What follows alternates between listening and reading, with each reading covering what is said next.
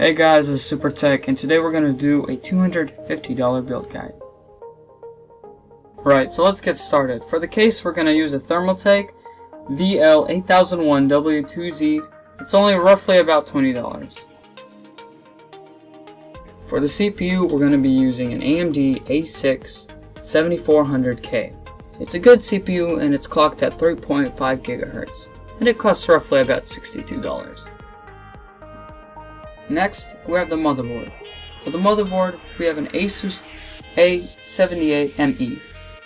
It's a micro ATX motherboard, and it's yellow, and it costs around $50. Next up, we'll be using 4 GB of Corsair XM S3 series, and it's roughly about $40. And for the storage, we have a 500 GB Seagate Pipeline HD. This hard drive is about $40. Lastly, we have the power supply.